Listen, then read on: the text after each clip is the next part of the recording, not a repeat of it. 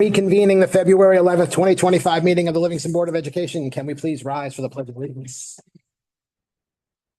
I pledge allegiance to the flag of the United States of America and to the republic for which it stands, one nation, under God, indivisible, with liberty and justice for all. Can we have roll call, please? Mrs. Charles. Present. Mr. Cohen. Here. Mrs. Gong. Present. Mrs. Kamka. Here. Mrs. Yelsevich. Present. Ms. Bialik. Present. Okay, so we're going to start with Jeannie Cleary from NJSBA, and she's going to review the steps we would need to take to become a certified board.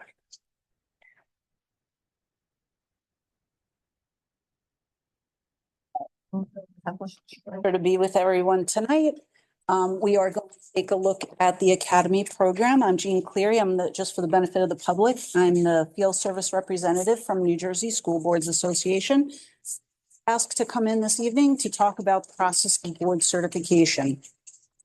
So I control the slides or next? Awesome.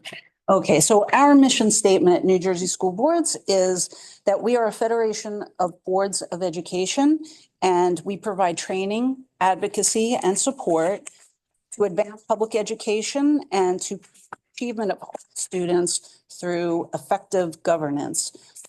So one of the ways that we hope to support that is through the Board Member Academy program. If we could go next, please. So the Board Member Academy program offered by New Jersey School Boards has two different tracks of certification.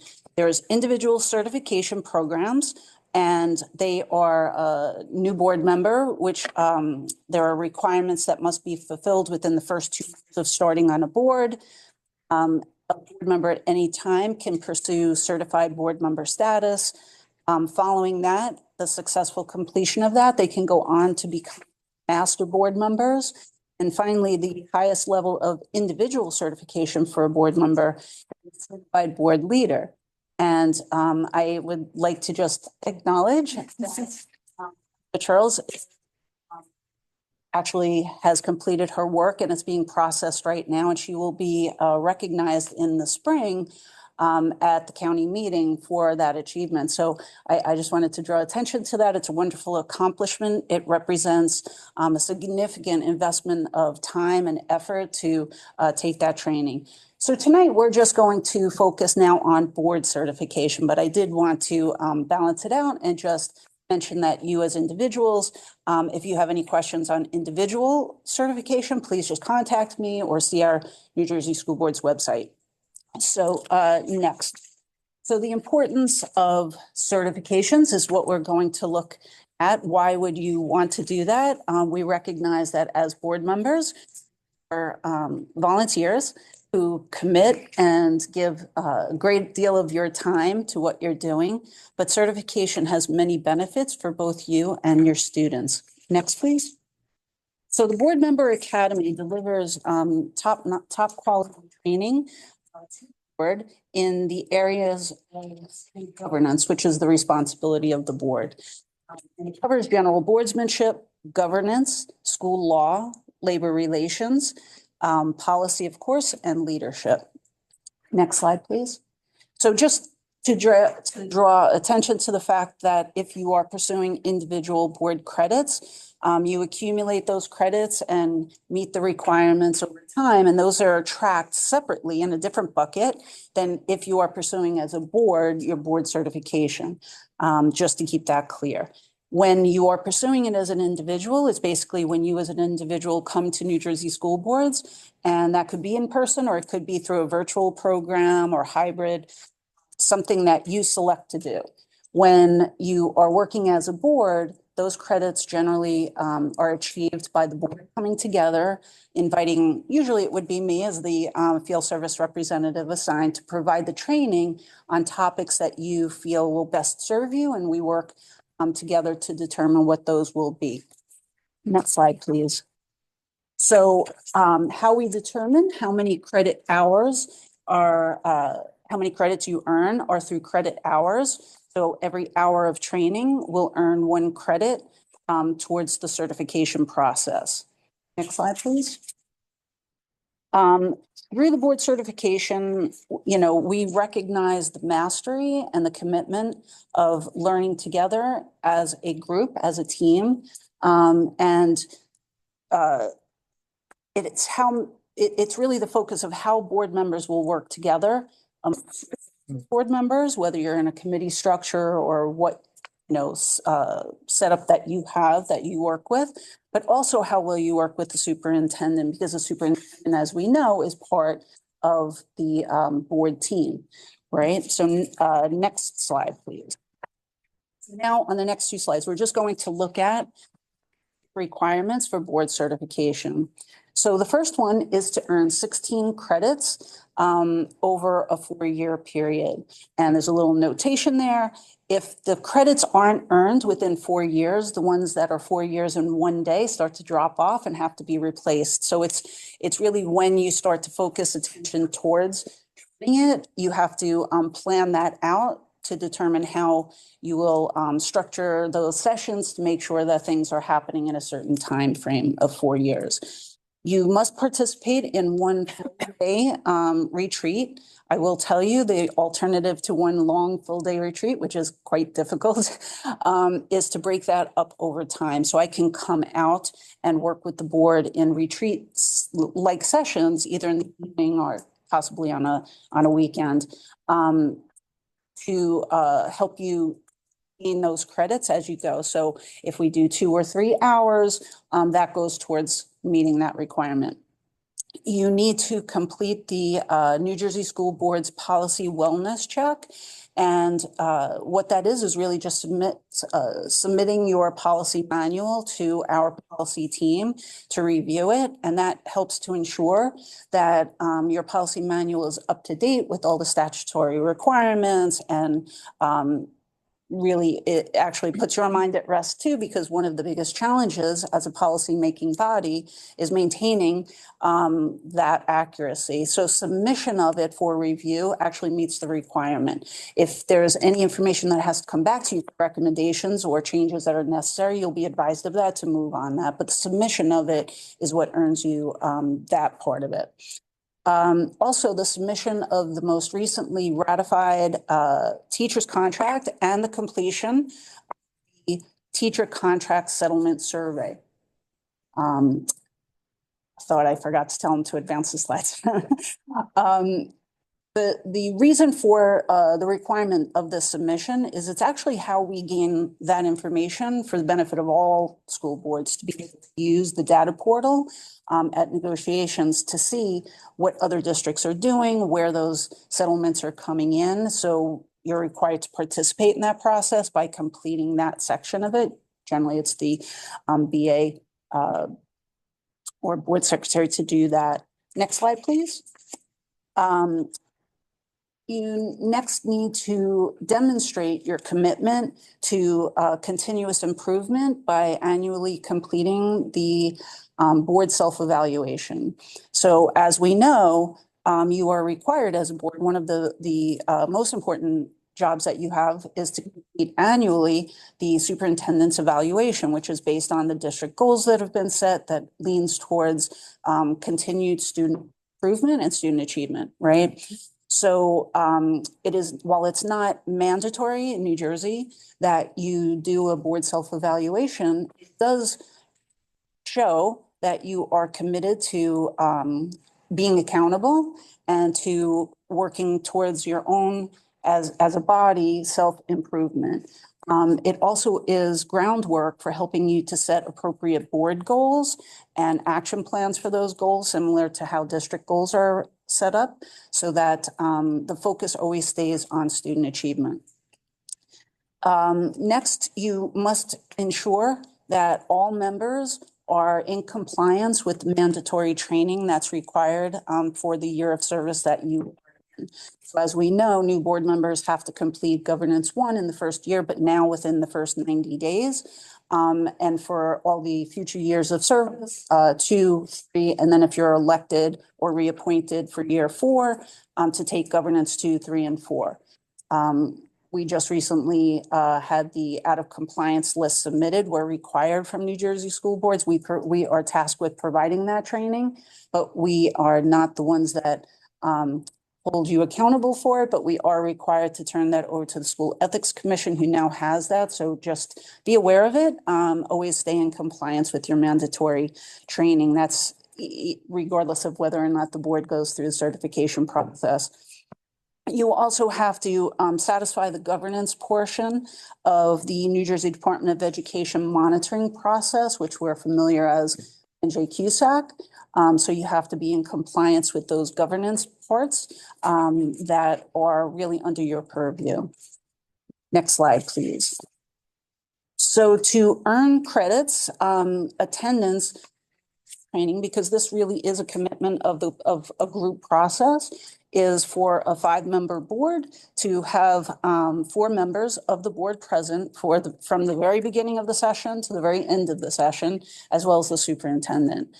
The credits will be maintained as long as the composition of your board. We recognize that boards, with elections, things change over, but as long as 2/3 of the board is staying the same through this process, you don't have to keep restarting it, right? It would be hard to achieve sometimes. Next slide, please.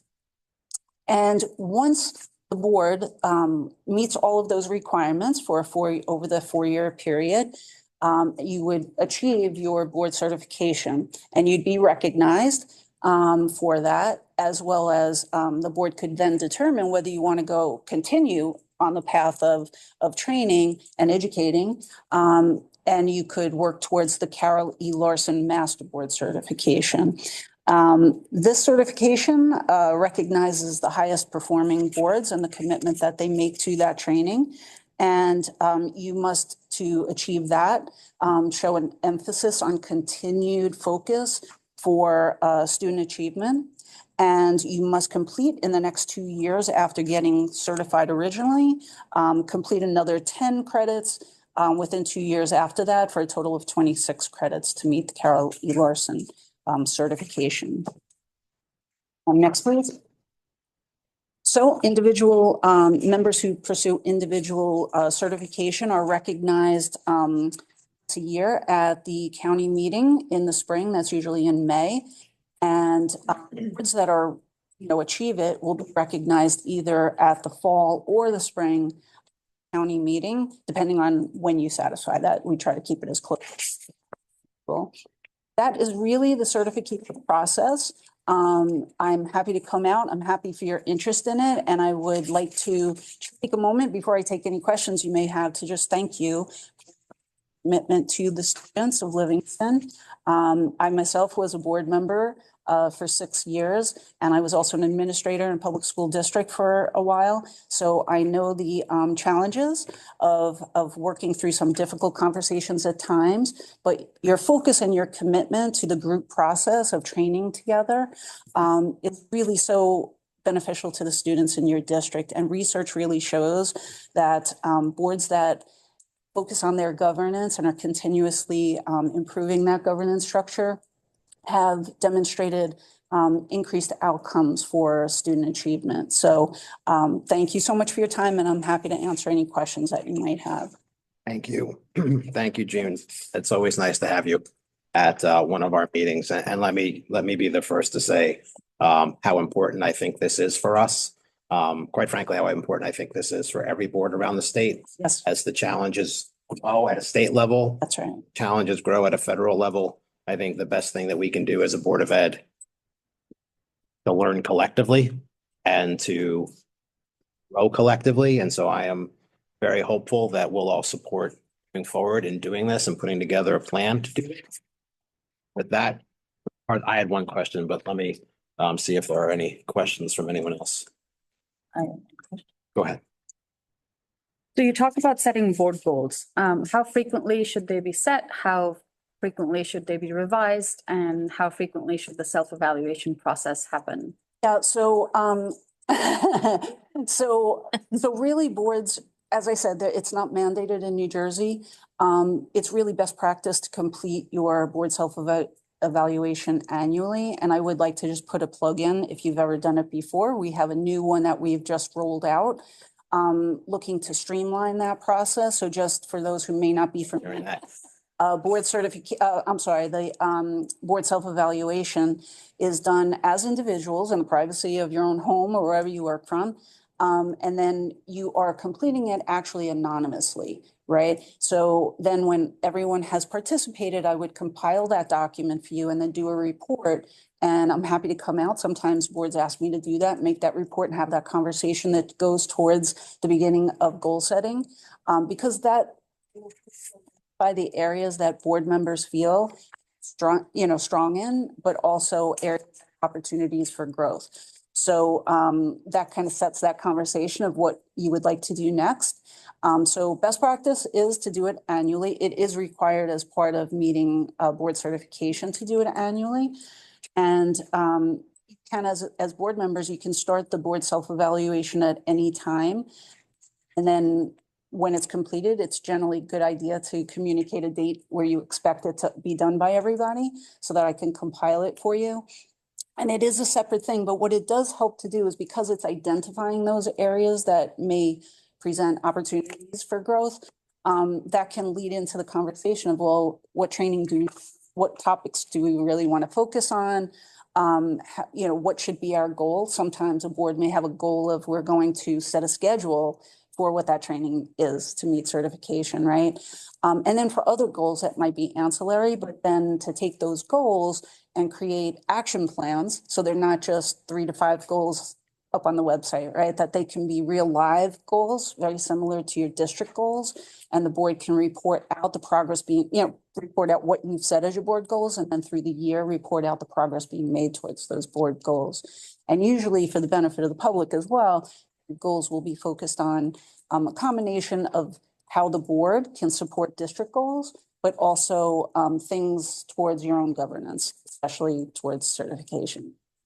And my suggestion to us would be to think about, we do our self-evaluation in the summer period so that we can utilize the feedback as we enter into the fall, going into the beginning of goal setting and things of that nature. That's actually a common practice with boards because, as you know, in the spring, you'll be focusing on the superintendent evaluation. And then with all of the amazing things that happen with school system towards, the end of the academic year, that it's hard to find the time, quite frankly, to do that. So sometimes having it done by a certain time in the summer, allowing for, what schedules are to kind of come together maybe towards the end of the summer so that you could have those board goals in place to start the new academic year. Just one other from me, depending on how we want to do the training. Mhm.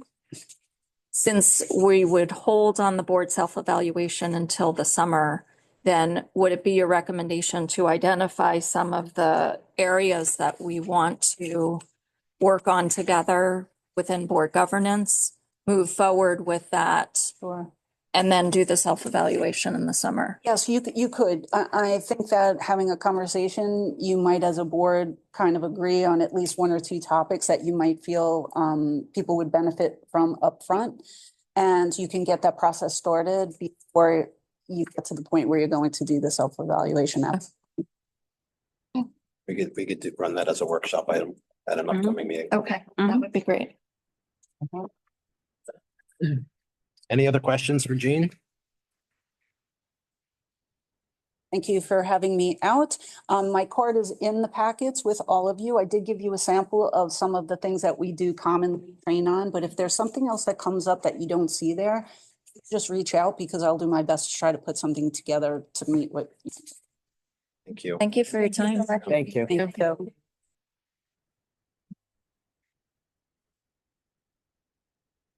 Next up is Nate Cruz and Nicole Rothman to go over our Livingston High School report on graduates. Before you present, I just want to say one thing. the size and the number of people in the room this year might be different than last year. Excitement and enthusiasm. Oh, that's right. I forgot about that. Very clear about that. That was. We appreciate that. There was a few more people here last year. Not here. Right, Not here. but we don't take any offense. I do. I don't know what you're talking about. Everyone was there to see me. We got applause. I know, it was great. Clear. So thank you, Dr. Fishbein. Thank you to the Board of Education for having us here tonight to report on our class of 2024. Ms. Rothman and I are always so pleased and excited to be here with you all. Our presentation tonight is going to include highlights from last year, some data, obviously, on our 2024 admissions, some admissions testing trends, as well as some future goals, as we always include. So our mission remains steadfast: to help each student find their path that best fits their unique interests, goals, and aspirations. This journey begins as early as middle school, where students start to really explore and refine what their future ambitions are going to be through meetings, programs, presentations, communications, and resources. We engage with students and families in those meaningful conversations about discovering those interests and about finding their right fit. The school counseling department, the child study team, and our transition coordinator continue to work closely together to ensure that our approach is both personalized as well as student-centered. We are committed to using data and gathering feedback from students and families throughout our process to continuously improve and hone in on our practices. Next slide. Great. So here you can see a summary of some highlights since last year. Our LHS school profile was updated and published in early August 2024. In discussing and reviewing the LHS school profile specifically with several admissions departments, we found and we had the conversations with college admissions offices where they reported that our school profile had all the information that they were looking for. They didn't find any issue with what our school profile had been. However, in reviewing our school profile against similar schools, I certainly noticed and I updated our layout of our program and added in some additional data and information to what our profile looks like to ensure that we're best showcasing our school community. We have hosted our 4-year college instant decision day for 7 years at Livingston High School, and we'll continue to host this program for our seniors in the fall. We have hosted the County College of Morris for a 2-year college instant decision day for over 12 years at Livingston High School. And this year we added in Essex County College to that 2-year instant decision day program. Additionally, we are hosting a field trip to the annual Construction Industry Day later this spring for students who are interested in construction trade or any related field. And additionally, we hosted 2 new parent programs since last year, the College Essay Night program and our Essex County Schools of Technology Information Night. While the Essex County Schools of Technology Parent Night was for students in grades 6 through 8, we felt it was an important highlight to bring to attention here as it relates to supporting our students and our families in exploring their interests and future potential career goals as it also relates to their post-secondary goals. Last year, we mentioned that we would be beginning to investigate some other programs, some other online platforms that are out there. At this time, we are not making any proposed changes to using Naviance, but we'll continue to stay informed as to what other programs and platforms are emerging, and we'll share any future recommendation that we may have. Additionally, as we have highlighted in the past, we continue to be prepared and ready to send out transcripts to colleges starting in early August for those schools that especially are rolling and require transcripts. So we're very proud to have that system in place that allows us to better serve our students for those early applications. In continuing our partnership with the child study teams and our transition coordinator, we engage in consistent and active conversations about post-secondary information and in planning to best support students in their needs and goals. We have continued to implement our enhanced programming that we've talked about over the past several years as well, such as our workshops, our alumni series, and our scholarship website, just to name a few.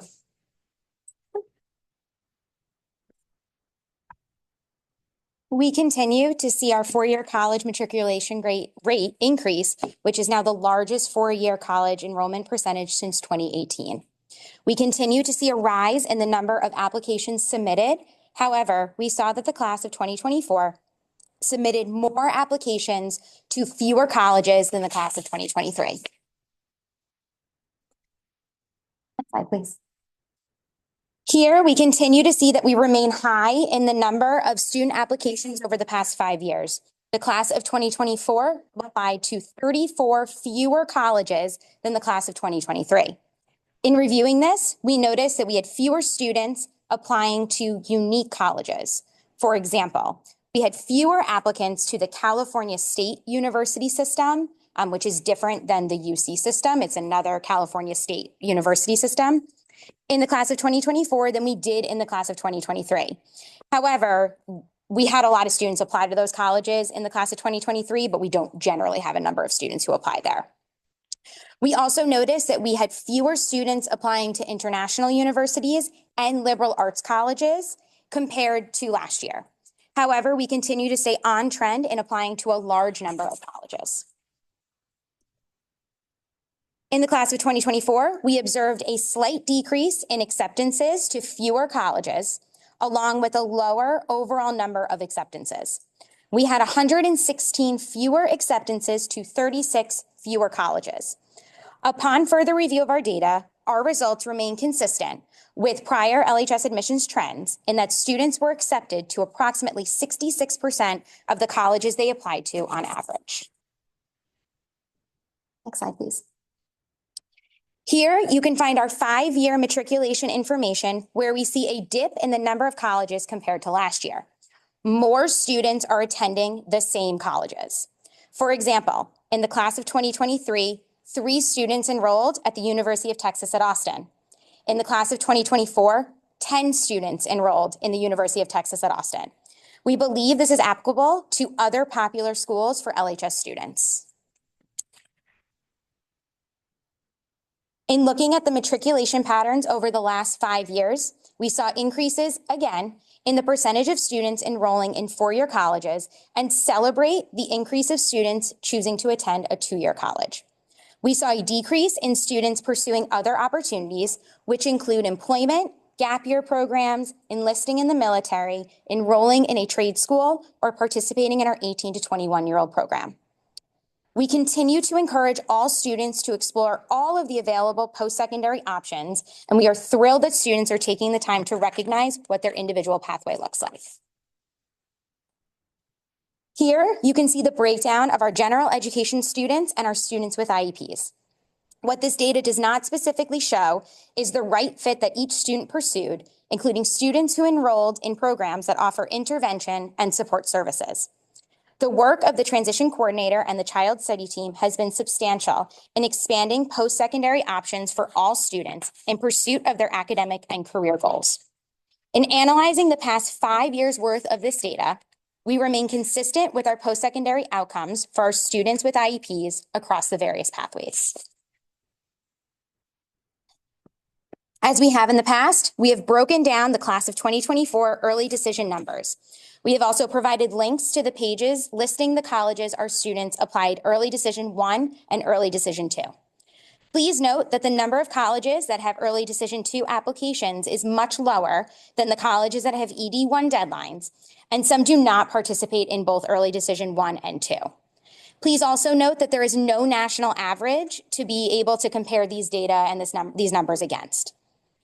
We still continue to recognize the idea of students throwing their hat into the ring, meaning that the school may be a reach for the student based on grades, test scores, if applicable, and/or acceptance rate. But overall, we believe students are making more educated early decision application choices, as we saw increases in the number of students accepted overall and specifically in early decision 2.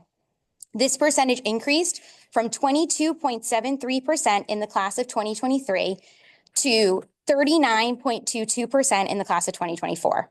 In looking at the past several years worth of our data, we remain consistent in the percentage of students who applied early decision 1.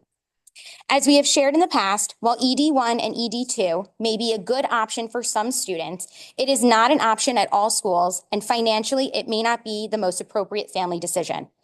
When signing the ED agreement during the application process, students and families are legally agreeing to enroll at that institution and pay the cost.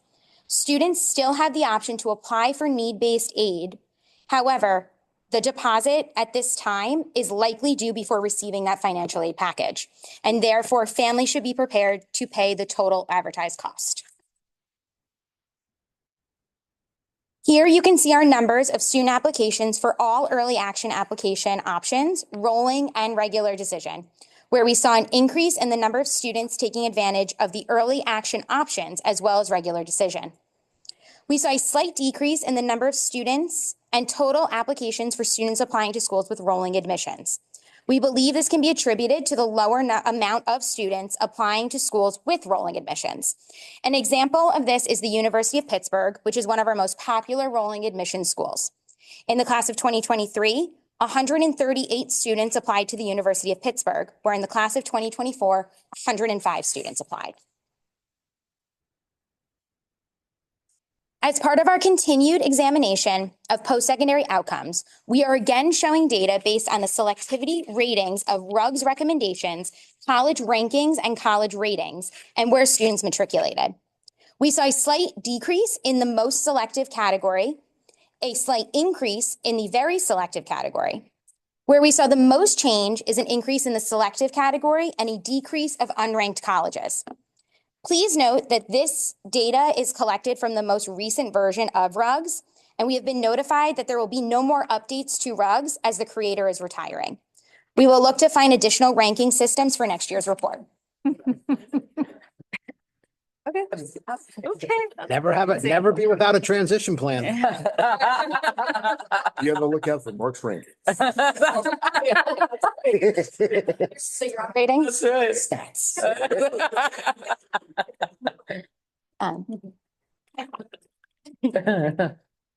As we have done in the past as well, here you can explore more detailed information about the institutions that students in the class of 2024 applied to, were accepted into, and ultimately chose to attend based on U.S. News and World Report rankings. As we have shared, there was a decrease in the number of liberal arts colleges that our students were accepted to and ultimately attended. There was a slight decrease in the number of students accepted into and attended for national top 50 rankings, and we remain consistent in our public school rankings. We continue to encourage students to broaden their horizons and consider applying to colleges beyond what is traditionally known as the typical Livingston list. While we work hard to help students explore these additional options, we understand that they may not always follow our advice, and that's okay. We continue, as we have, to introduce other colleges to students and families and recognize that students and families will ultimately make their own choice. We continue to see an increase in the number of applications submitted by the class of 2025, with a slightly higher average number of applications. The class of 2025 is slightly larger than the class of 2024, which can account for this increase. We are currently seeing a decrease in the number of early decision 1 applicants, with a slight increase in the number of early decision 2 applicants. The number of students applying early decision 2 may fluctuate because we are still hearing back from students on whether they were admitted to their ED1 school, and therefore we are unable to change their applications from unknown to withdrawn until they have been confirmed by the student. The largest increase we are seeing so far is the increase in the number of early action applications. We believe that this may be attributed to colleges introducing early action this year, such as the University of Florida and the University of Texas at Austin, 2 schools that receive a large number of applications from Livingston High School. Additionally, we have included our instant decision day programs here. We had 7 colleges and 32 students participate in the program, which yielded 39 acceptances. These students applied, prepared for interviews with the college admissions representatives, and received admissions decisions on the spot during the day at LHS. Additionally, several students found out they were admitted directly into their program of choice, and others also received scholarship notifications as well. This year, we were excited to host Essex County College in addition to County College of Morris for our 2-year instant decision day. We had 15 students participate, and many applied to both colleges.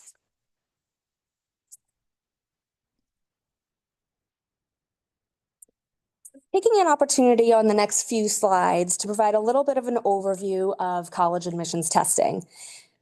I think there's been a few questions, so we wanted to sort of give a little bit of an overview and obviously answer questions as they come up too.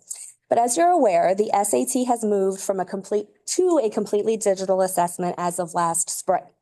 Currently, ACT is providing information about their digital ACT. The first ACT that's going to be offered digitally is this coming spring. Overall, with both tests going digital, the test is shorter and with fewer questions. On the ACT, there are optional sections, as we've noted, whereas on the SAT, there is no optional components. What appears to be the biggest difference in the formats of the test, as of what we're aware of right now, is that the SAT is an adaptive test, meaning that after the first section, questions get easier or harder based on the number of questions that students responded to correctly in the first section. At this time, it appears that the digital ACT will not be adaptive in this way and will remain a linear assessment. Prescribed questions are presented to students regardless of their accuracy of their responses thus far. The LHS school counselors continue to recommend that students test at least once and then decide on a further testing plan based on their individual post-secondary goals. Also, the HSA continues to offer that diagnostic assessment for students to be able to sign up for. Next slide. So here you can see the breakdown of the average number of times as well as the range of sittings that students took an ACT or an SAT. We are noticing that students are taking tests 1 to 2 times consistent with our data over the past several years.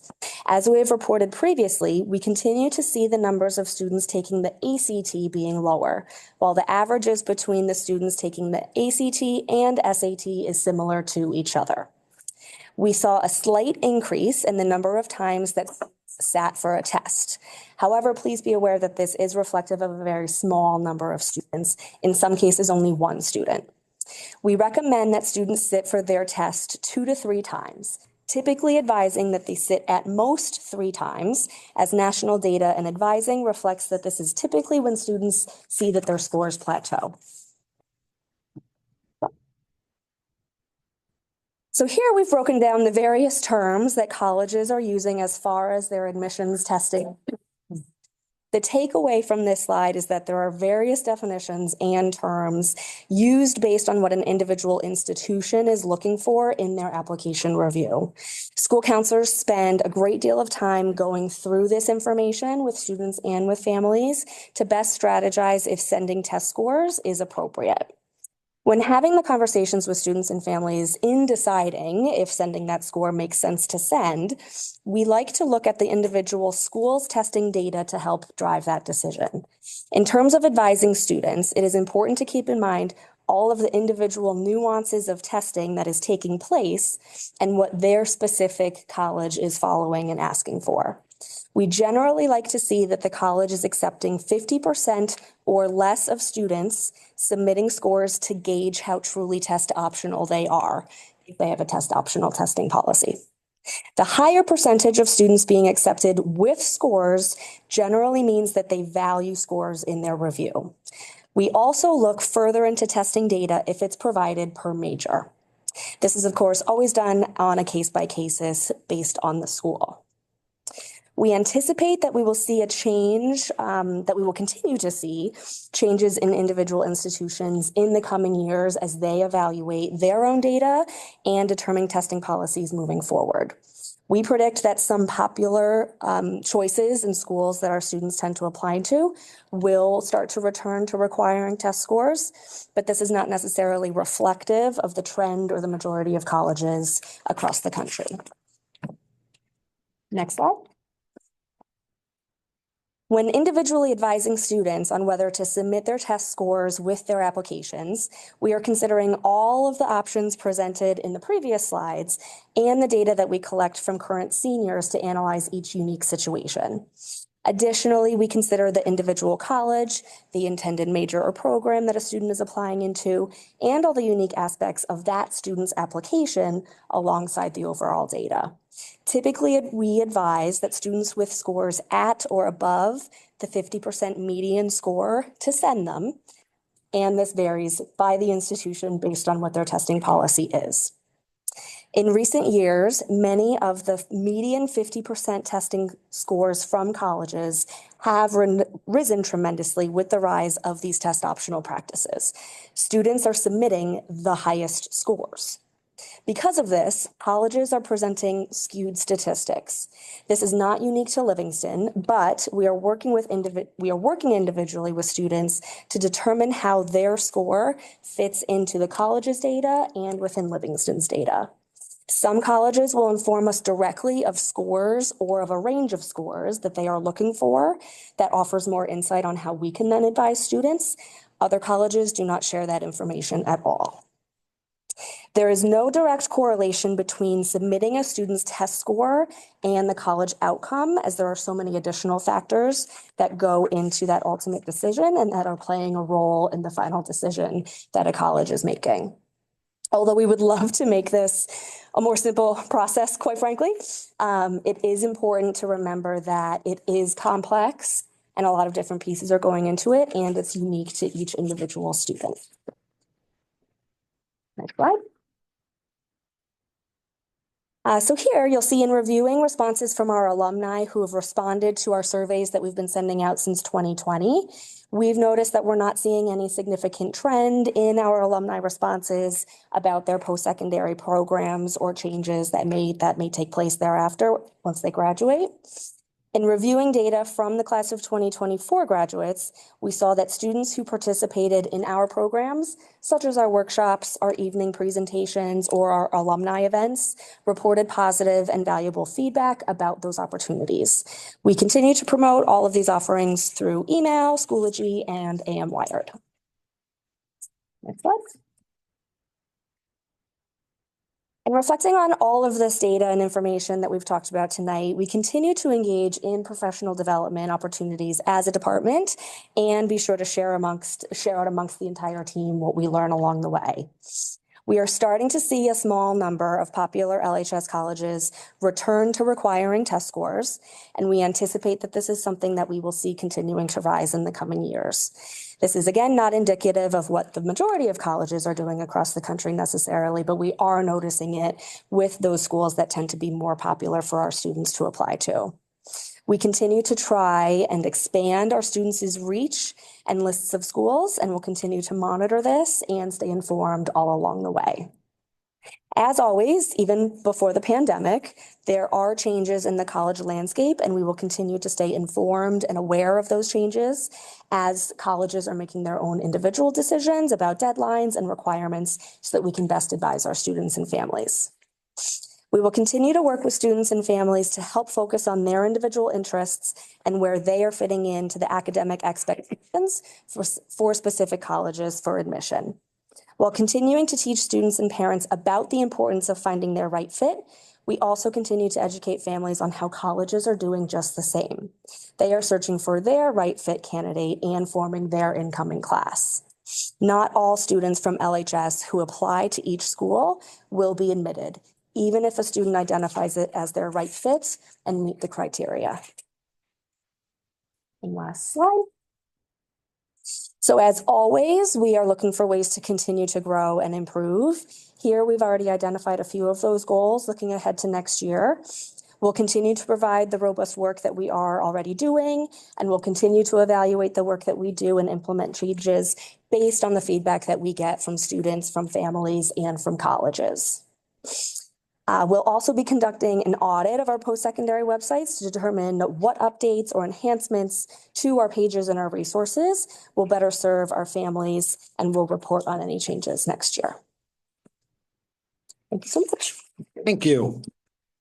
As stated, enthusiasm remains. We'd like a round of applause like we got last year. With that, and I encourage parties who are very much in the middle of this and will very much be part of this report next year. Questions and comments from the board? I have a general question. How does outreach work? Do students approach the counselors or does it go both ways? How does that Definitely both ways. In general, we sort of officially kick off the post-secondary search process with families in 11th grade.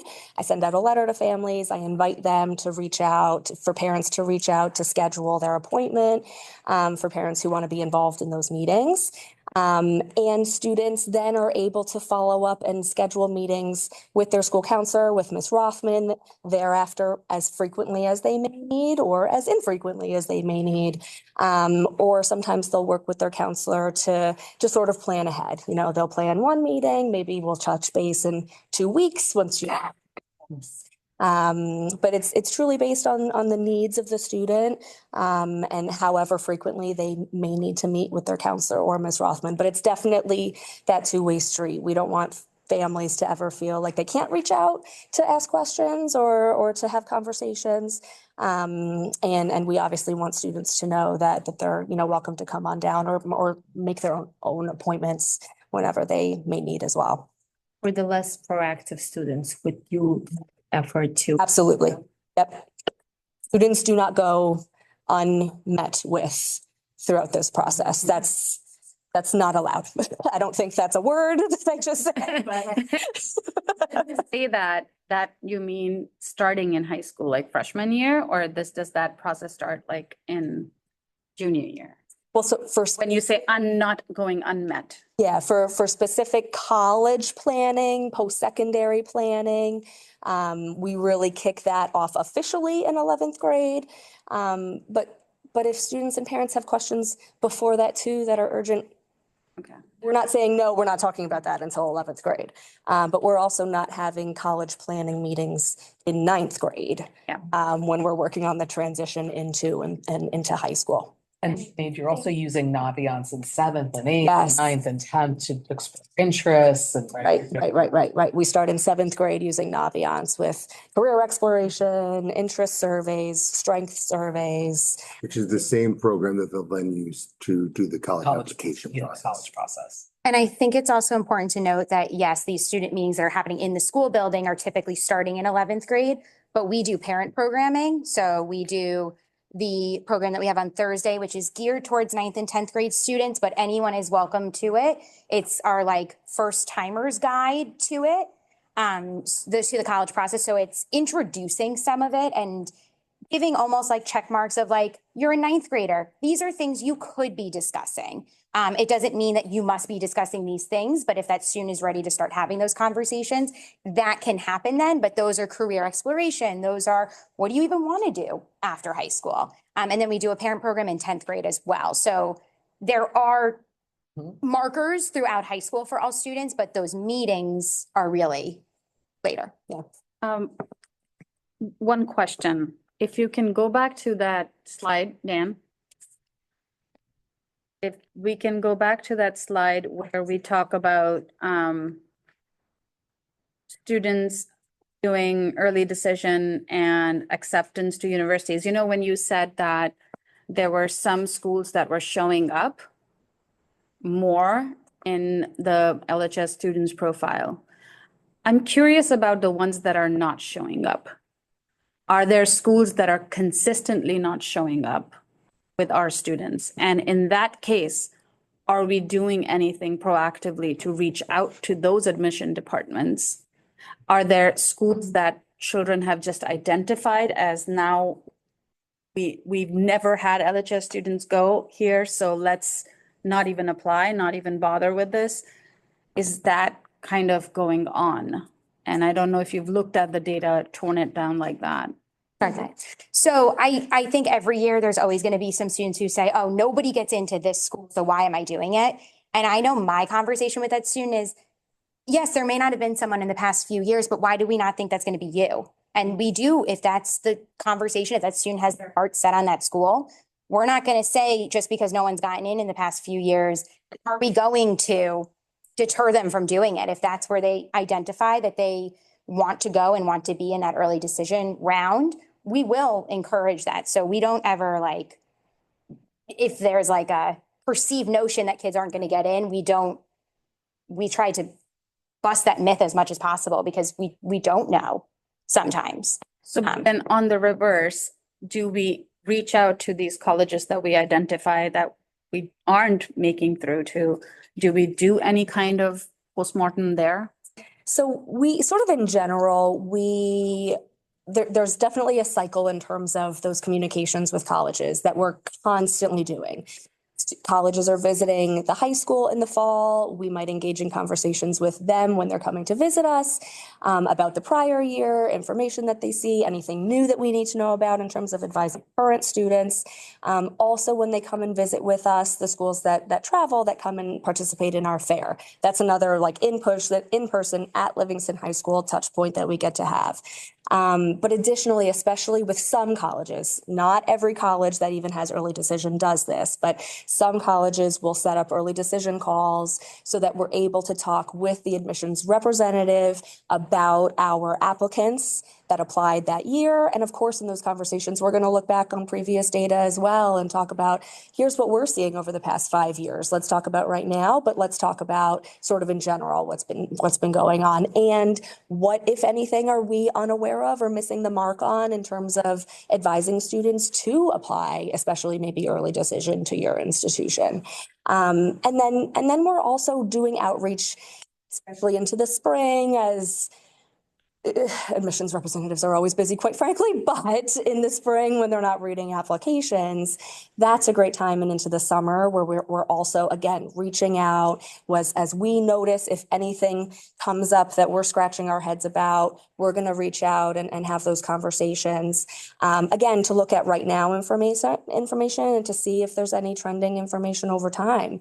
There were a few colleges that I was speaking with last spring and summer that we don't get a lot of Livingston High School students to apply to, and they're stellar schools. And that was even part of the conversation that we had. So again, making sure that we're well aware of what might be new on campus if we're not as familiar with seeing large numbers of students apply. And again, we try to continue to relay let's look outside of what might be familiar with certain types of schools. If you don't know the name of the school, don't shy away from that. Let's still look at it. Let's still consider it. Let's not let the notion of, oh, no students get into this school, so I'm not even going to try. Let's not let that get in our way. Let's first and foremost figure out, is this a place where you could see yourself? And then take it from there when really looking at and breaking down the data. So I'm sorry for a very long-winded response, but I sort of wanted to show like all of the different opportunities and touch points that we have.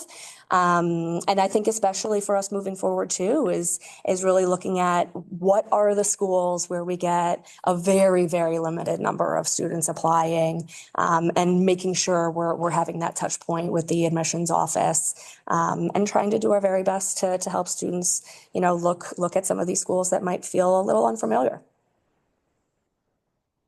You mentioned in some of the reported numbers out about applicants that things like applications to liberal arts colleges and universities were down compared to previous years.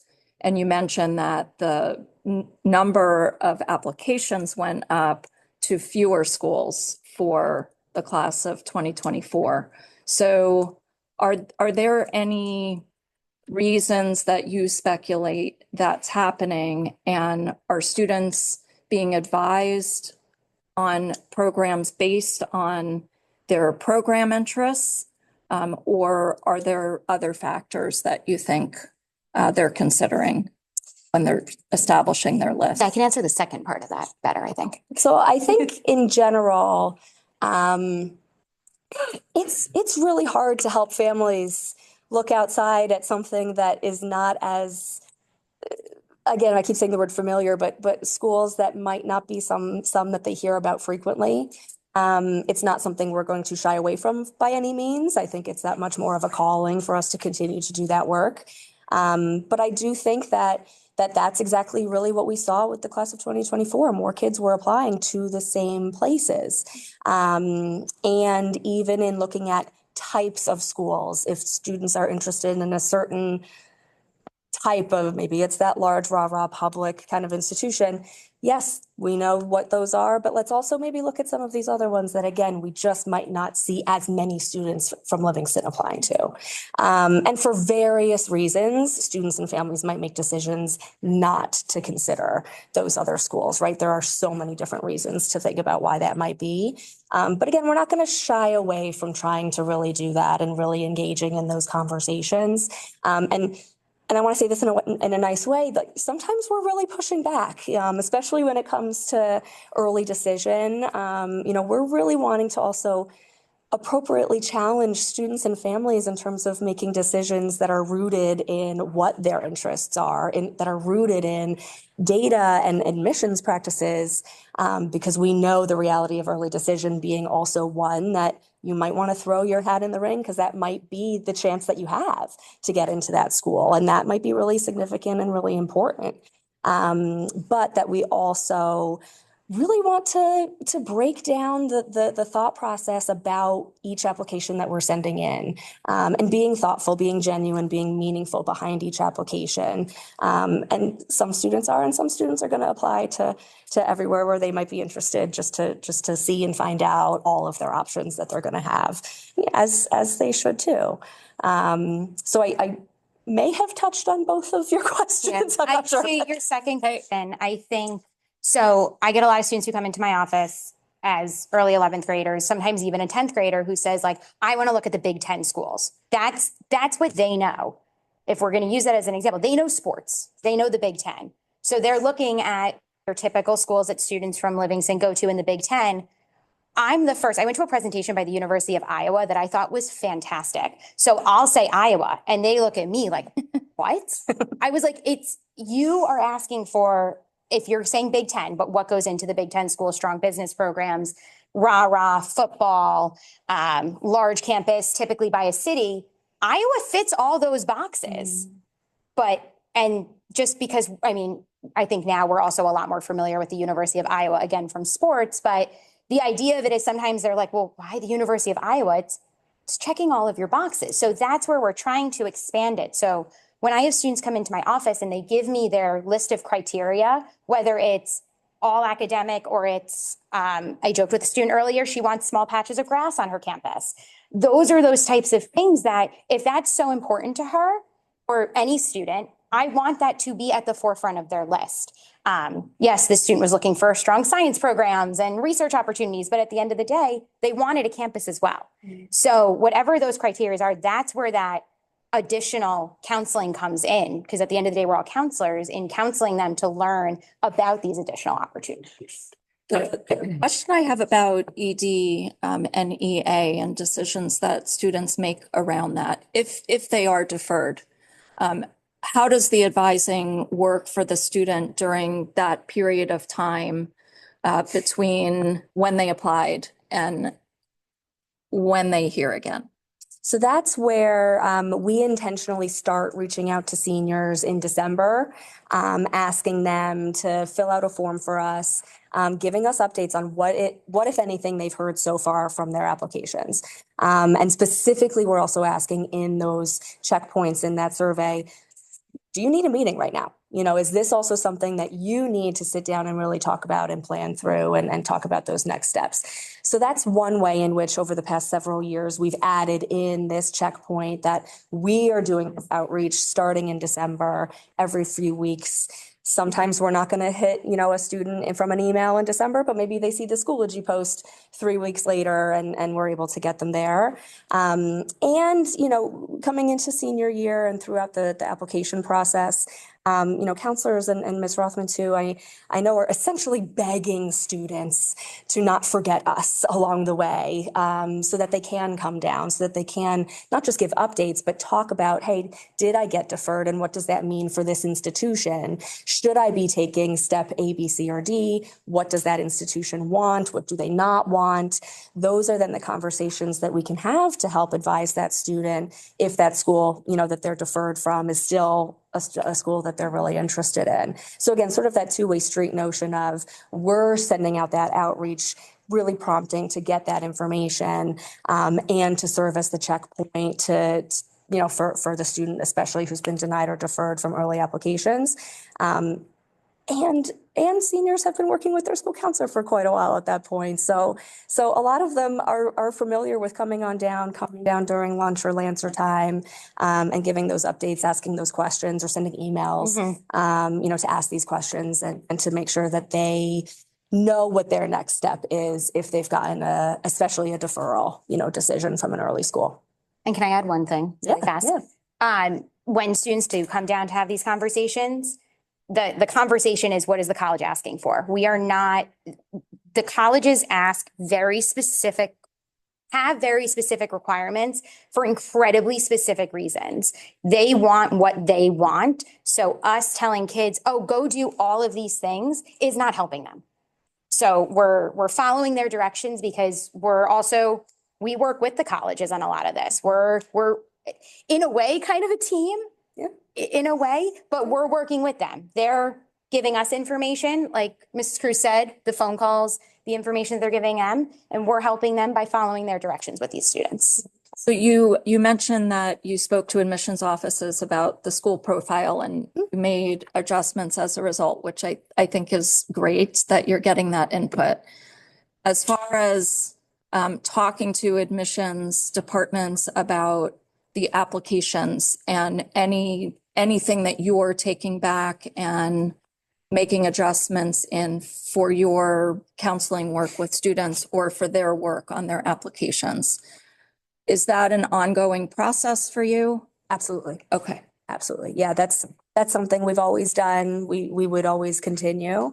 Again, when those conversations happen is going to be dependent on when the college is also going to be receptive to getting on the phone with us as well. But on an annual basis, we're making sure, that we're getting that information. Sometimes there's, really poignant information that colleges can give us. I remember a few years back, for a particular school, they relayed to us that all of the applicants, there was maybe 7 or 10 or something, a very selective school or highly rejective, however you want to phrase it, that the majority of the students all applied into the same exact major. So again, while students might also have different counselors, and Counselor A might not know student over here with a different counselor, that's really important information for us to just be aware of.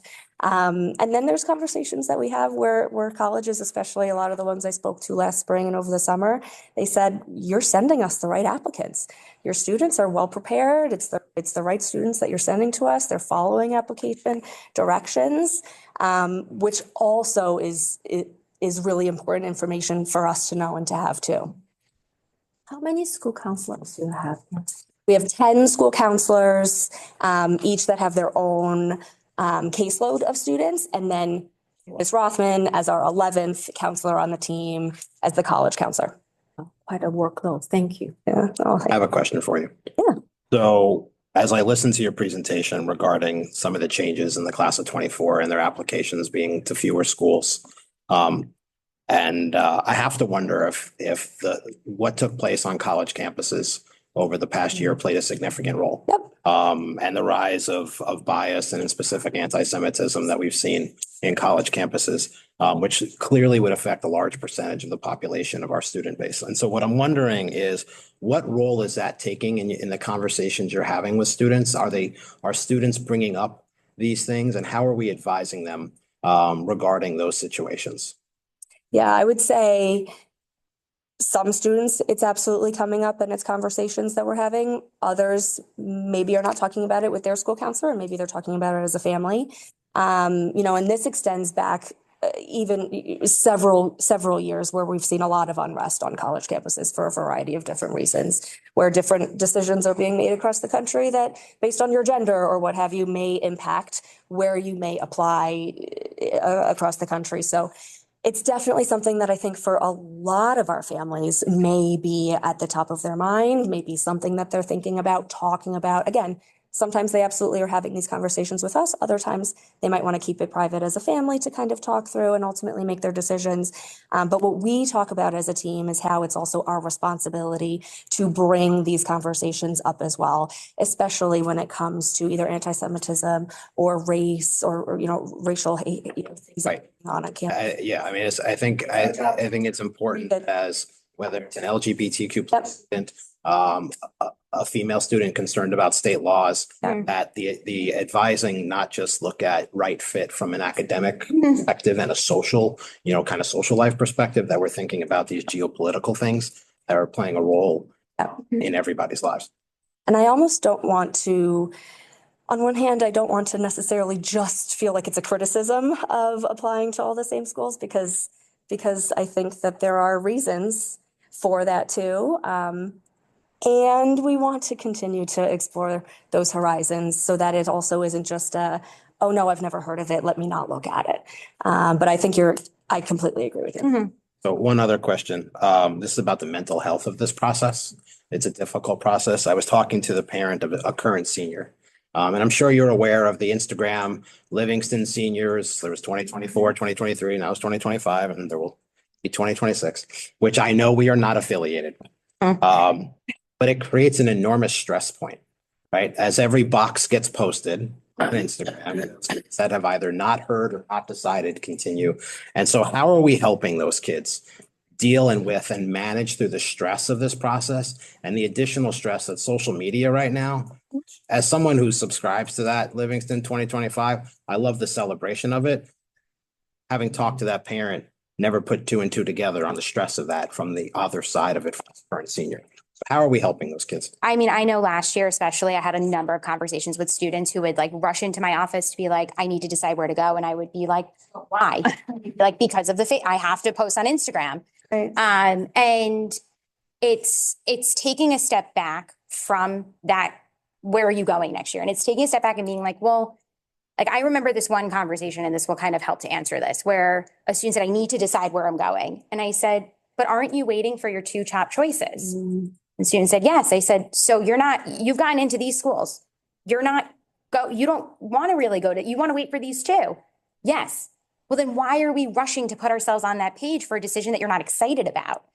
And in that larger conversation that we had, the student left being like, yeah, no, I'm still upset that my friends are committing. They're talking about it at the lunch table and I'm the only one who hasn't.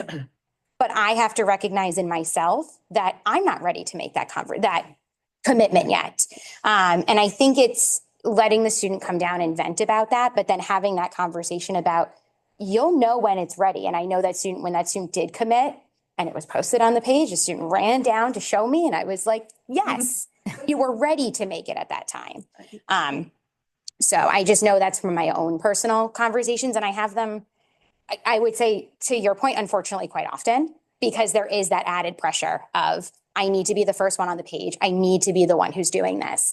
But We're feeling like I'm the only one who not, hasn't, being which is othered. the reality. You're true. And the colleges give students until May 1st to make these decisions. Some of these students don't hear from a majority of their schools until March.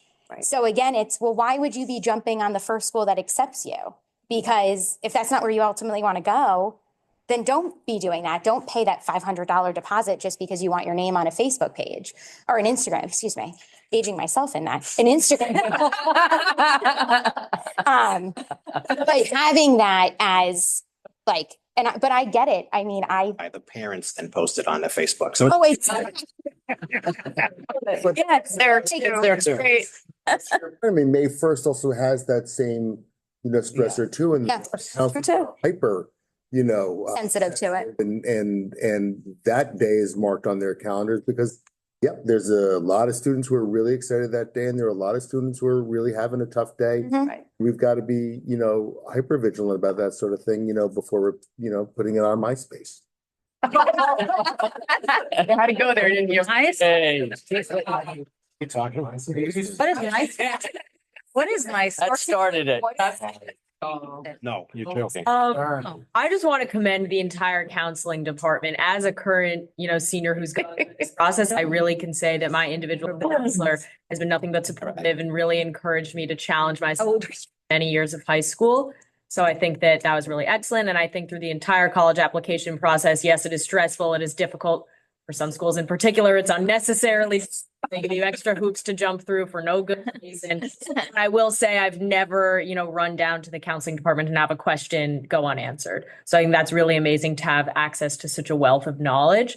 My one question would be, I know for this admissions cycle in particular, there's been a lot of talk in the senior grade about students who have been accepted to an early decision school or students who have committed to a school that they applied to early action, not withdrawing their other applications. I know that the reality of college admissions is, as much as we can try to, foster a spirit of community, at the end of the day, we are competing against our fellow students at Livingston.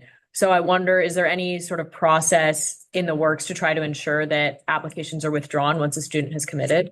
So, and thank you for your question, because it's something that comes up every year. This is unfortunately an ongoing problem. And so what we do with our early decision candidates, so in addition to the forms that get spammed to student emails at least twice a month, we send out ED forms. So it's sent out to students. Essentially, if they haven't already told their counselor, did you get into your ED school, yes or no? If they did, they click yes through. A parent needs to acknowledge it as well, that they both are acknowledging they've withdrawn their applications. In a lot of situations, I have students actually forward me the emails that they're withdrawing their applications to those colleges, or they might send me a screenshot in their portal. So whatever it might be, just to ensure that students are doing their part as part of the early decision agreement, because part of that document that they're signing is that they will withdraw their applications if they are accepted to their ED school. On the flip side of that, just to talk a little bit about early action, there is no requirement for students to withdraw their applications through early action. I'm not going to lie, I do encourage students to do it, and more, yes, for the sake of everyone, of yes, let's remove those applications if you know you're not interested. But I think I can speak for everyone here that we don't need emails that we don't want. So colleges will continue to send emails to you if you're an accepted student of enroll, deposit. But if you already have found your home, unsubscribe, tell them that so that they can stop emailing you. So those are the ways we do it. But even when students come down to my office and they say, I've committed to this early action school, I'll always ask, are you keeping your applications active, or are you going to withdraw them? Some students, they commit to a school, but at the end of the day, they want to still know some of those acceptances with that early action. And that's not something we can force them to do, but it is something we can ask. So the financial package aside, do students understand the implications to, like you said, the rest of the community if they don't pull them? For early decision, early action for both, absolutely. I will say maybe we have a student here or there that is like, wait, what are we talking about? But that's where the advisement of that early decision agreement, when the student is applying before they even submit their application or before the counselor signs off on the counselor portion of the ED agreement, that advising, that counseling is happening with the student, with the family, so that they're well aware that this is what they're signing on for. And again, with early action, if it's a restrictive early action school, that's a different kind of conversation too. But in general, if it's a early action college, we're obviously encouraging them to send those applications out. But if they made that decision, let's really consider that we're set and what that could mean for another student. Sinead, I'm sorry to interrupt again, but also just to be clear, with early action that is non-binding, some students will leave them active because you still have to understand what the financial. Yeah. And that's totally true too. Oh, absolutely. Yep. So, just so we can sort of get a sense, how prevalent do you think that this might be? Or do you have any idea? It's difficult to really say because obviously, I speak from my own personal experience, which is a lot of bias. But I know among a lot of like the top performing kids at LHS, there's been a big concern about a lot of the kids who have gotten into their ED schools, leaving applications out. And you'll see this when, another school comes out and people are talking and saying so-and-so got into that school, but you know that they're already committed. So that's definitely been a concern for a lot of students because especially at the very highest level and the top performing kids, the reality is we're competing against each other. And, a lot of these top schools will only take, let's say 3 or 4 kids. So if there are still even just 2 kids who got an early decision who haven't withdrawn their applications, that can make an impact. So we don't require the screenshot of our email? The parents also signing off on it. That's also part of it. But if a student's coming down to my office to show me, I will ask them to see it. So I'll see their portals. I can see their emails. Like I had a student who emailed me saying, I am trying to withdraw, but the school's not answering my emails. I've sent 5. The student sent me all 5 emails. And so I was able to reach out to the school and say, look, like this student has already committed to their early decision school. What can you do to help the student? And the school responded, oh, we withdrew the student. I was like, well, thank you for telling the student. So it's things like that. Like the school may not answer, but they might withdraw it, but never tell the kid. So there's pieces of it, but. Can I ask more questions? No. Yes. When do you usually send out the transcripts? So it depends, really based on the application deadline for the school. So again, we are sending transcripts as early August if students are applying to programs that require transcripts, especially schools that we know having that transcript there is a huge decision in not just the application, but possibly even for housing or scholarship or whatever that might be. And then counselors are sending out, I think on the end of the first day of school, counselors are reaching out to seniors with their link so that seniors can go ahead and sign up, book their appointments. We advise students to kind of work backwards. If your deadline is this date, make sure you're meeting with your counselor by this date to ensure that we're getting everything out on time, which includes the counselor letter of recommendation as well, obviously. Something that we Admissions has moved, a lot of our timeframes up over the completely, years. completely. Which is why we started the August transcript so that, and it's now, it started because of that need. A lot of schools are also asking kids to self-report their own grades. Yep. So that's part of it as well, is they may not even need the transcript from us, but they might need an unofficial transcript to report their grades in August. We mentioned in the presentation, the University of Pittsburgh, we get a number of students who find out they're accepted to the University of Pittsburgh middle of September. For that reason, they applied August 1 when the application opens. And so some students who have those schools where it's advantageous for them to apply at the earliest possible moment, we're doing everything we can to help them in getting that. So you would get the transcript as early as August 1st to that. So it's roughly, it takes a few days for the colleges to actually download everything. So even if a student applies on August 1st and they fill out our form August 2nd, let's say we send it August 3rd, there's a very good chance they know the day that it's sent. The colleges, when they download all that information, they're seeing the day that it was sent. And it's, for the majority of colleges, it's the date sent, not the date received that they're using as that, oh, was the student early in that.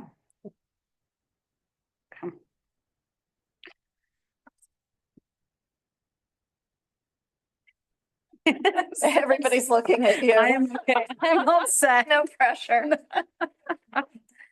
Any other questions? Thank you so much. Thank you. Great job. Oh, you got clapping. Last year was not very. It was. Okay, yes. So we are hard at work, working on the budget. Everything's very preliminary right now because we don't know all our revenues and the main reason behind that is we don't get our state aid till the end of February. Okay, so the governor does his budget address on the 25th of February, and within 48 hours, we're supposed to get our state aid. So, that's a real challenge for us. You hear a lot going on in the world and in the federal level.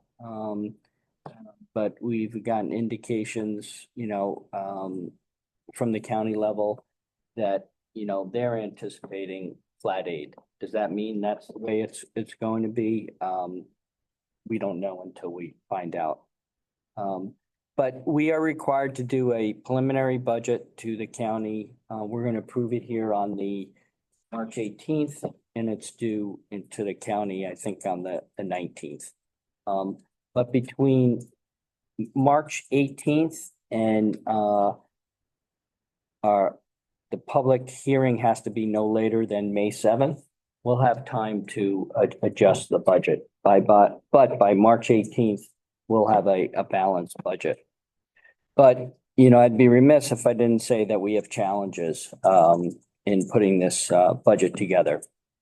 Some of our costs are going up significantly, as you are aware, we're permitted to grow our budget by 2% over the 24-25 school year property tax levy portion of the operating budget. As I said, at this point, we don't know what our state aid is. However, there is some allowable spending growth limitation adjustments that can occur. One is bank cap, and we do have bank cap. That means we didn't go up in the budget as much as we could in past years. And that's a 3-year rolling bank cap. So things that we got 3 years ago or 4 years ago rolled off and we can't use it. So some increases are in the area of enrollment. We don't anticipate that we'll be getting any increase ability as far as enrollment. As far as healthcare insurance, we do anticipate being able to apply for increases in those. Here are the cost centers that are challenging to us. First, I'll say that we have negotiated agreements with our collective bargaining agreements. And those increases are 3.2%. This is much lower than I'm seeing any of my colleagues who are negotiating contracts right now or who settled contracts during that time. That's great that the board and the associations could get together and come to that agreement. And I think the board and Sue and the BAs at the time did a great job in getting those agreements. Healthcare insurance. Okay. You look at healthcare insurance as your premium, and what are the claims?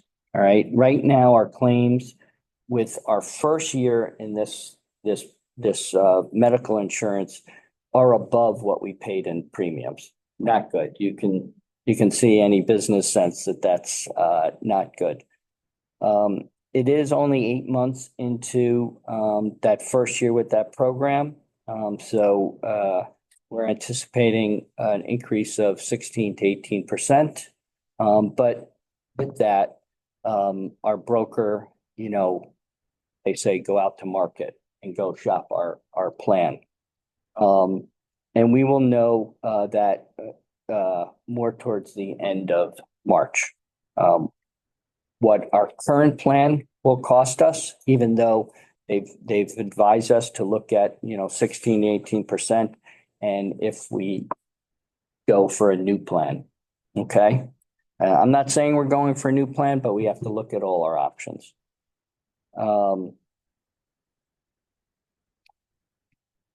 The prescription insurance, again, our claims are over what we've paid in premium so far. A significant, like 30% over. Okay. This may go down because we're only 8 months into the plan, but you can imagine at this point when we're trying to put numbers into the budget, that's another challenge area. Property casualty insurance or professional insurance or, is also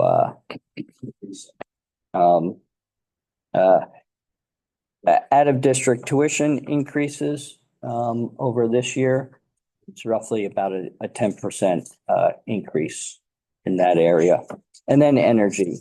I mean, you don't see a front page of a newspaper without hearing about energy challenges.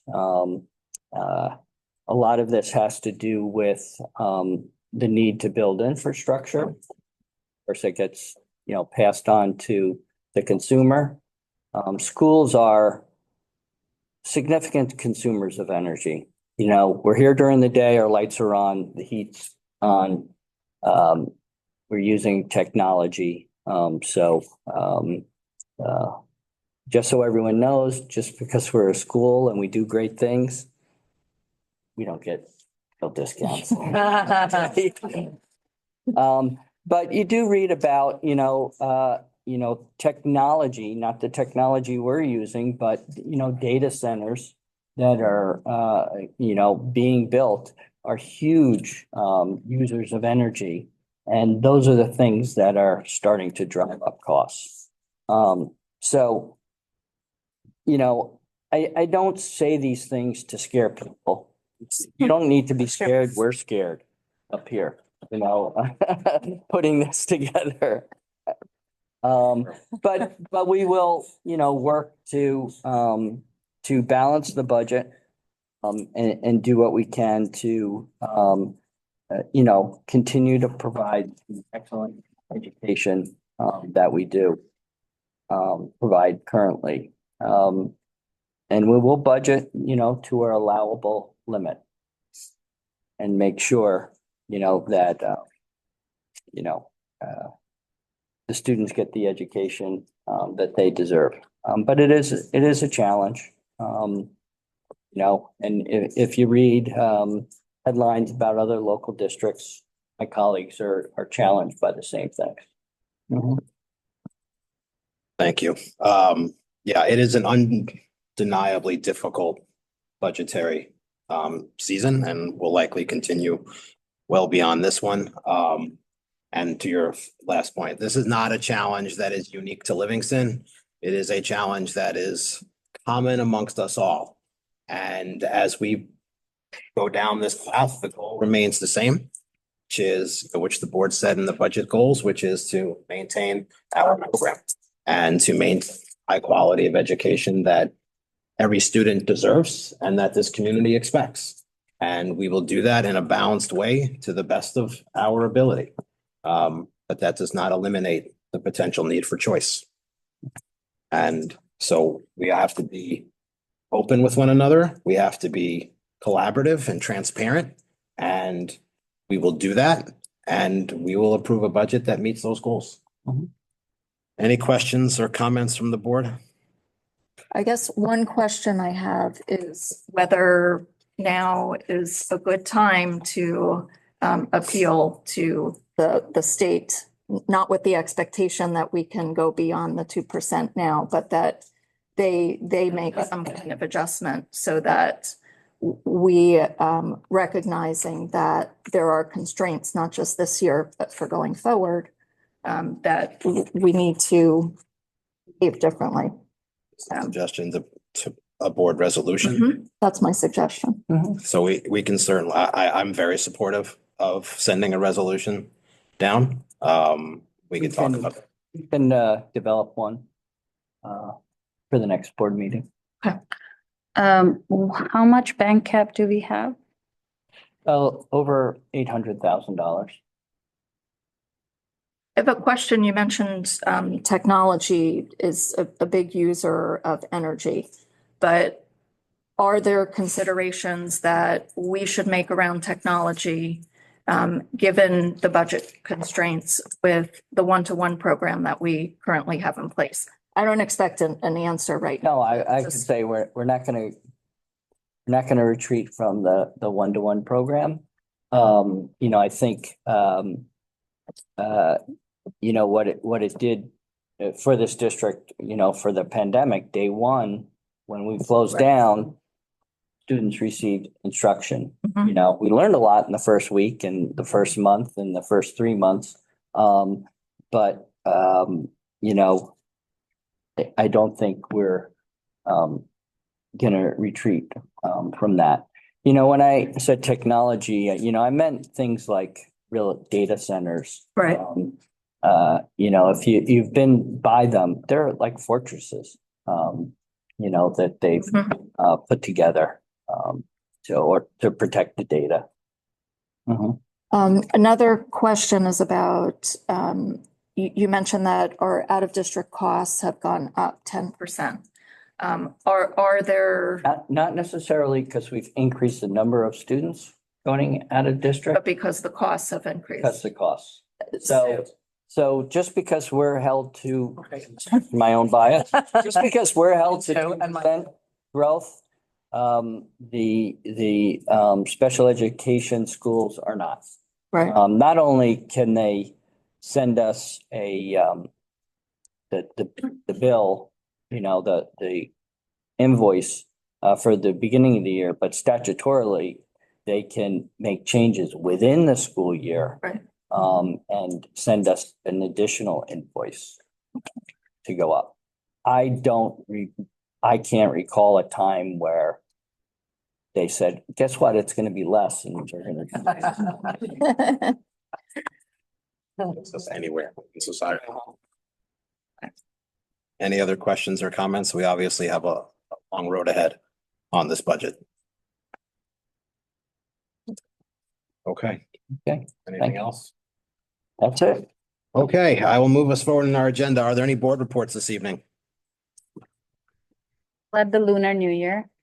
It was amazing. The performances were fantastic. I think we were all there at various times. So that was amazing. And anything? Anything else? Anybody have any other board reports? Well, to top that, I just like to our heartfelt thank to the school district for the support of the Lunar New Year celebration. With the support from the school district, we were be able to use the Fitness and Wellness Center, which we had more than 2,000 people in one afternoon. This is the first time we opened our gate, not only celebrate the Lunar New Year within our Chinese community, we're able to open the door and welcome the town. And we also have the free exhibition booths offered for the nonprofit in town and all the town organizations like the fire department, police, first aid, they're all there. So none of this is gonna happen without the support from this board and this central office and everyone in this community. So thank you very much. Thank you.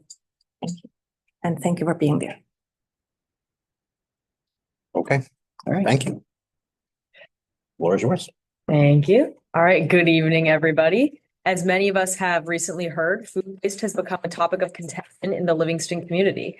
As new events and perspectives have made students, parents, and teachers alike more cognizant of food insecurity in our community, with these concerns in mind, I collaborated with LHS administrators, fellow student government representative Jacob Hireman, and other representatives in our town to discuss potential initiatives we could take to combat food waste in our schools. I'm currently working with administration to get approval for setting up a donation system in our lunch spaces so that students can place any unopened lunch items in donation bins to be collected after school by a charitable organization or given to one of the many community service-oriented clubs at LHS, such as Key Club, Interact Club, or People Helping People Club. This initiative will go into effect shortly as we outline the specifics regarding which organizations will be collecting the food. If the program is a success at the high school level, we hope to be able to expand it into the middle school and elementary schools. As these grade levels, the program would likely have an even larger impact as the entire student population eats lunch on campus. As we know, this is not the case in the high school. Furthermore, exposing younger students to the idea of limiting food waste and donating when possible instills an empathetic mindset, which is very impactful. Hopefully, giving students an opportunity to donate excess food will at the very least bring attention to the issues of food insecurity in our community and help us be more conscientious as students, friends, and members of the Livingston community. Thank you. Thank you. Thank you. Moving forward, public comments. The guidelines are both in the agenda as well as on the podium. The clock is on the wall. Didn't start yet. Okay. All right, Michelle, I'm in 6 Washington Court. I have an 11th grader, 10th grader, and 8th grader. So my comments are across the board. Excellent presentation.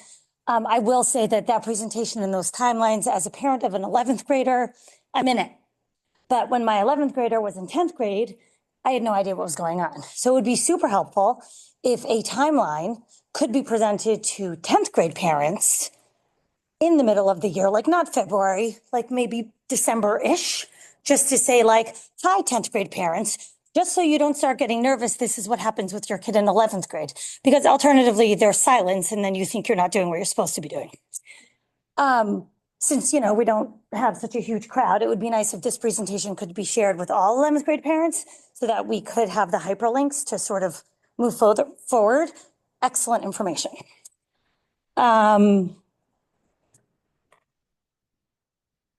ACT, SAT testing. I know we do it traditionally in this district on Saturdays.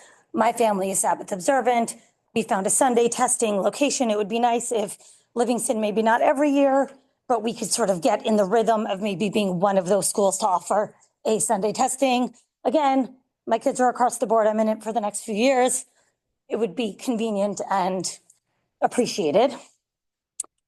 My 8th grader went to the high school for his 9th grade tour.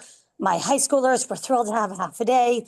My 8th grader felt like it was not really a well-done program. He knows more than typical 8th graders potentially because he's got the 2 older brothers, but he felt that the information shared with him could have just the same been shared at Heritage about the electives, and that the tour was too early on because by the time he gets there in September, he's not going to remember anything from when he was there now. So again, nice to have the time off from school. They took a field trip back and forth, et cetera. But as far as what actually happened in the building on the 9th grade tour, he wasn't particularly impressed. Now, that being said, when it came to the evaluation and I said, so did you share your thoughts? He's like, no, I just checked the boxes and submitted. So if you look at my kid and his evaluation, you're going to see positive stuff, but that was not the report that came home. Although I do encourage my children all the time to speak for themselves and advocate and share their opinions because that is how I have taught them. 30 seconds. Okay. Last time I was here, I asked about potentially being invited into a conversation about prom. I know nothing's happening for this year, but I haven't heard anything. Would just like to be in the room with the people that are organizing. The weather sucks. We all know that it makes mornings difficult.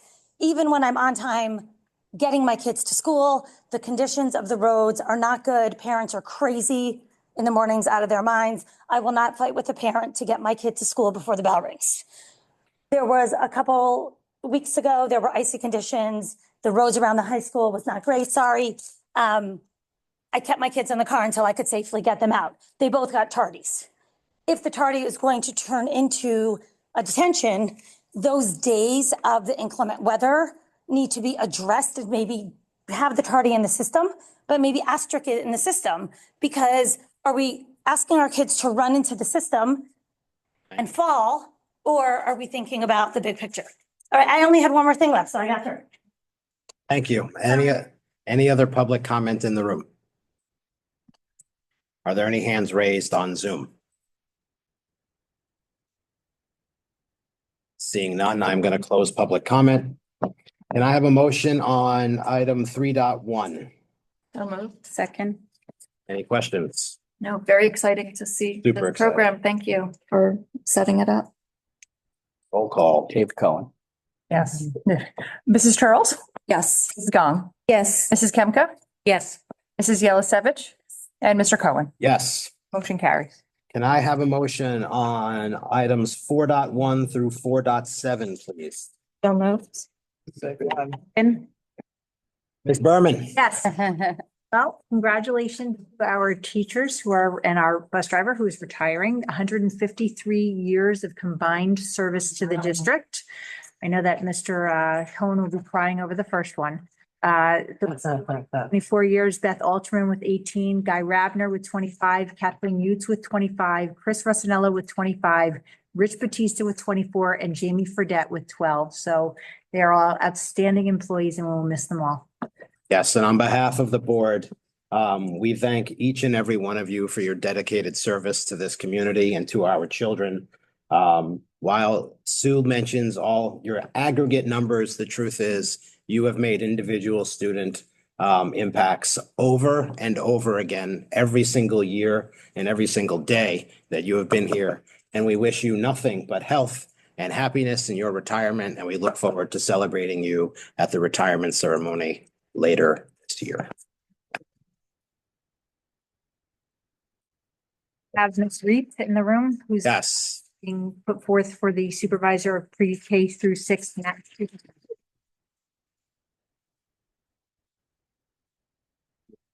And as stated when we met you earlier, on behalf of the board, nothing makes us happier than to see someone rise up through the ranks in this district and achieve more. And we are very happy to have you in your new position, and we wish you nothing but success in it. Thank you so much. Appreciate the support. Thank you. Any questions or comments from the board? Just to add, Jamie Fredette drove my daughter It's a pride program, so we still share a bond. She recognizes my daughter every time she sees his. And I'm gonna try and do this without crying over the first one. Like, let's. It was hers. So I have a very deep connection to. So with that, roll call. Mrs. Charles, Yes. Mrs. Gong, Yes. Mrs. Kim, Yes. Mrs. Yellow-Savage, Yes. and Mr. Cohen. Yes. Carried.